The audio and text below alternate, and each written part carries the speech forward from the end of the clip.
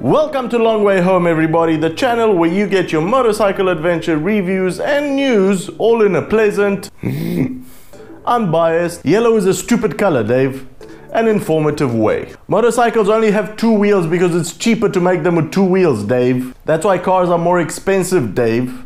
They have four wheels and a spare. It's five wheels. On to our first story. Brexit is shooting the UK motorcycle market in the foot, and it doesn't seem to get any better anytime soon.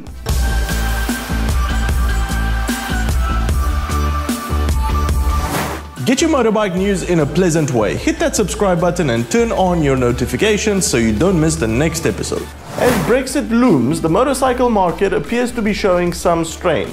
While motorcycle sales in 2018 were 3% up on the year before, December suffered a shocker. Something that the National Motorcycle Dealers Association, the NEOWING, has attributed to the impending reality of Brexit.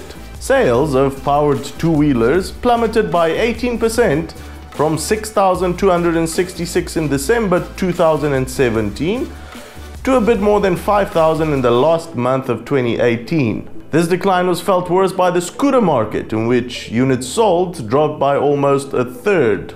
Are the Brits buying more cars? How are they getting around? Horse carriages? Overall, dealers are optimistic that the market will perform well long term in 2019. However, they remain cautious that the first few months of the year is likely to have a negative impact on sales as uncertainties around Brexit continue, said Stephen Latham, head of the NEOWING. Is it just me, or is Brexit a lot more of a hassle than initially advertised?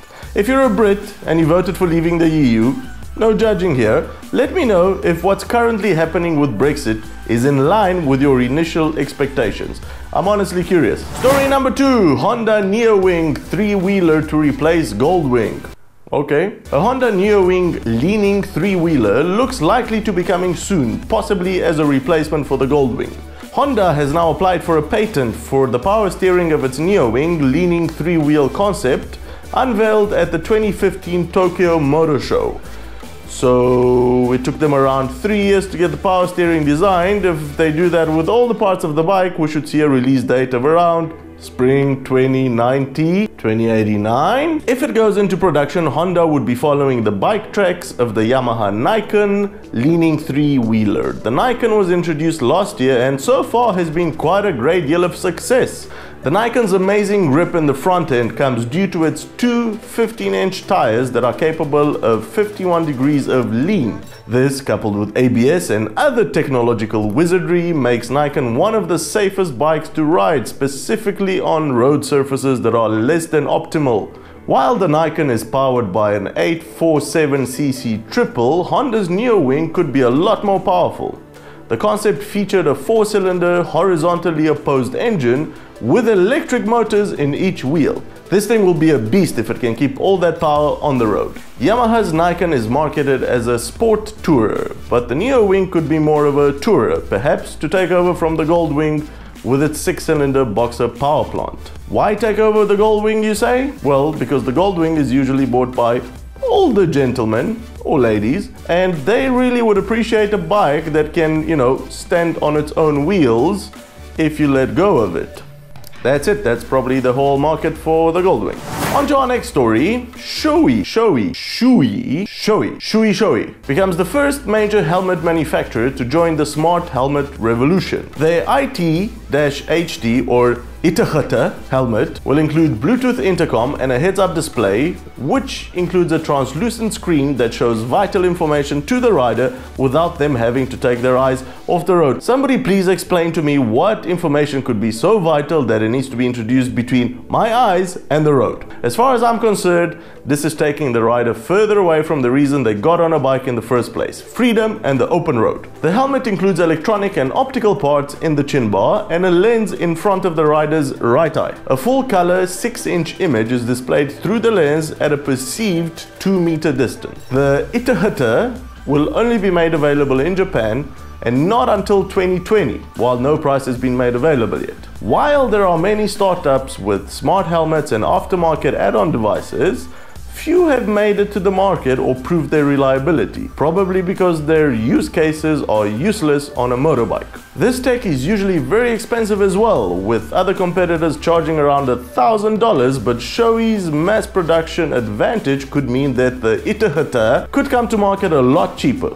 Let me know in the comments if you think a HUD in a helmet is a welcome addition or a distraction with a huge safety concern.